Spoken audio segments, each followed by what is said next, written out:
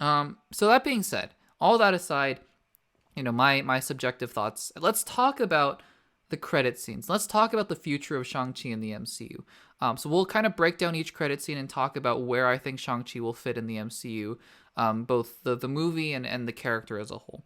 So we get to the first credit scene, which kind of follows the formula recently of the first credit scene basically being able, like, you could have slapped that credit scene onto the end of the actual movie, and it would have made just as much sense. I believe WandaVision did that. I think even Falcon and the Winter Soldier kind of with the Sharon Carter scene. What is it? Spider-Man Far From Home. Like, literally, you could have slapped that at the end of the movie, and that would have been, like, fine. So this is a scene that takes place right after the movie ends, and it's with Wong, and you see there's a lot to break down here. So first of all, we see the 10 rings, and Wong is analyzing the 10 rings and kind of explaining them to Shang-Chi and Katie, and then we see a couple holograms of Bruce Banner and Carol Danvers. Two visually interesting things to note here between the two characters. One, I don't know if this matters at all, but Carol Danvers has her long hair back. Take that for what you will. I mean, it's whatever. It's just a character design. It doesn't really matter in terms of acting and performance and stuff. I will say though that she came off much better in this scene than I thought she came off in Endgame. For those of you who don't know my thoughts, I think she is absolutely atrocious in Endgame, the character, not the actress, obviously. I think that because they filmed Endgame before Captain Marvel, that Brie Larson didn't quite have her footing yet with Avengers Endgame, and so I thought she was just so arrogant and brash in that movie. I liked her a lot in Captain Marvel. I'm gonna be the first to say that. I think she did a fine, even a great job in Captain Marvel, and I was really happy to see that she gave off those same vibes from Captain Marvel more so than she did from Endgame. Really happy to see that. Moving over to Bruce Banner, we've seen Bruce before, except he is now in human form. And that's really interesting to me. It's I don't know if it's a good thing or a bad thing. I'm sure they're going to explain this in She-Hulk, obviously. Like, why is he, normally human again? I think at this point, with Hulk being in the MCU, obviously, like, 2008, but also, like, I mean, technically 2008, but Ruffalo from 2012, we've seen a lot of Hulk. We've seen a lot of Bruce Banner. And I think the MCU at this point after the Infinity Saga is kind of having a hard time making up its mind of what it wants Bruce Banner and the Hulk to be. And I think that's why they went back to human again. Maybe they didn't want to CGI the Professor Hulk or whatever. That's fine. I suspect that this will have some plot implications for She-Hulk, like maybe this is how he's able to give her the blood transfusion. Jennifer Walters, his cousin, She-Hulk. I'm not entirely sure, but I don't. These two design changes for the characters aren't groundbreaking. They're just notable. I think they're notable. And so they're just interesting to point out. But obviously the more interesting thing is that Bruce Banner and Carol Danvers concur that this is not known alien tech. It's not from the Chitauri. And Bruce Banner says this is not vibranium either. And so, Wong is examining the 10 rings and basically telling them that, look, these 10 rings are from something else. And I think recently Destin Daniel Cretton, who directed the film, said that if you look at the comics, it's there. The answer is there. I'm not entirely sure if I saw that correctly.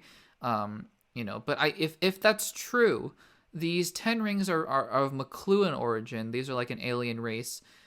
And I'm not entirely sure if the MCU wants to include McClure right now. I don't know where this would fit, but maybe, Cretton's sort of hint was more like it's an alien species that it's calling to, like maybe Skrulls somehow. I don't know. Like, I'm just speculating wildly here.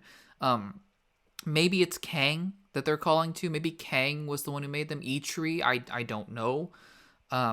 But I think that the implications are interesting. And I was kind of wondering, like, how are we going to keep Shang-Chi relevant in the MCU? Like, he's kind of in his own pocket, right? But, like, I thought the same thing about Ant-Man, another film, ironically, that took place in San Francisco for a little bit of the film. Is, like, how are we going to keep Ant-Man relevant in the MCU? And then, boom, they put him in Civil War, and he's relevant. How are we going to keep Shang-Chi relevant in the MCU after his solo film? Boom. The 10 rings are extremely relevant now. I have a feeling these are going to connect to the multiverse somehow, some way. What that's going to be, I don't know, but I think that's a very exciting hint towards the future. Now, moving on to the second credits scene, I hinted towards this before. I was personally a bit underwhelmed with this scene because again, I don't love Xialing as a character. I think that she has potential.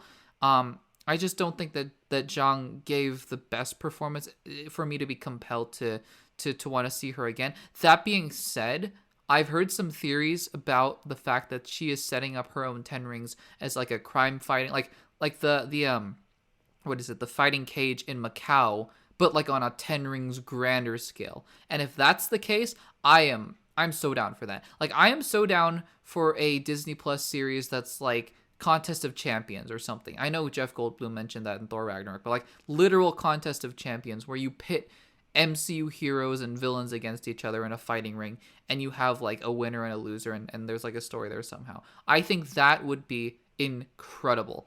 Like bring back I don't know. Like bring back who's a villain that's like alive right now? Like the Vulture? No, he wouldn't really fit in there. I don't know. I'm just like spitballing ideas, but maybe Ghost. Like bring in Ghost and Abomination and like Thunderbolt, like Zemo, and then bring in like I don't know. Maybe Spider-Man swings in and has a round. Like maybe Wong comes back. Like Valkyrie. You know, Peter Quill, like Groot, like just bring in all of these random MCU characters and have them in a fighting ring. And I think that would be incredibly fun to watch. It's almost like a what if episode on its own. Like what if the MCU heroes were part of a fighting tournament? I think that's what's most exciting about that second post-credit scene. Again, I think that the fact that the Shang-Chi has the 10 rings, the objects, is great because I think that without the 10 rings, he's just an incredibly tough, like, human being. He's physically, you know, he's a great martial artist, and he held his own on the bus fight for sure. But like if Galactus shows up, he's done. Like Shang-Chi is doomed. So I think that the 10 rings helps to kind of balance out his power set with the other Avengers. And I think it's exciting. I'm really excited to see how Shang-Chi affects the MCU moving forward.